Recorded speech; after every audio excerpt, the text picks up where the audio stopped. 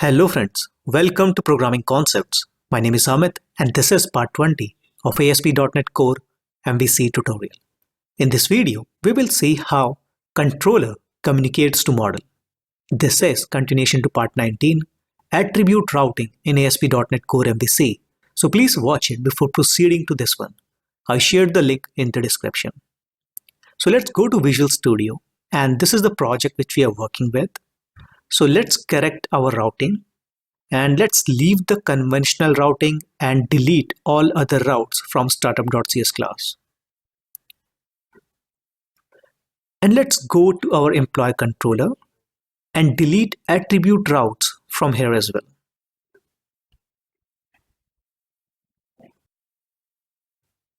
For index method, we need to fetch data from database.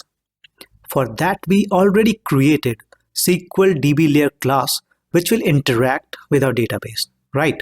So within index method, let's create an object of SQL DB layer class.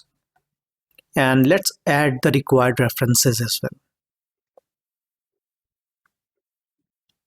And you can see this class expects an object of type iConfiguration.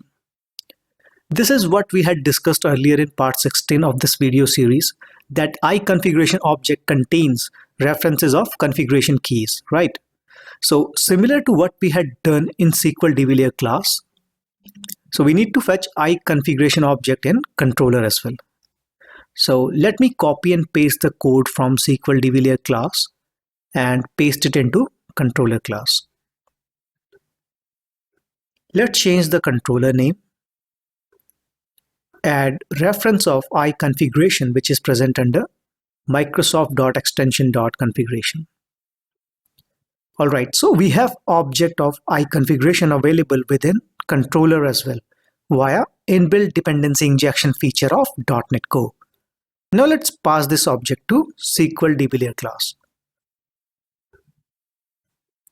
Now we want to fetch list of employee and we already written code for the same.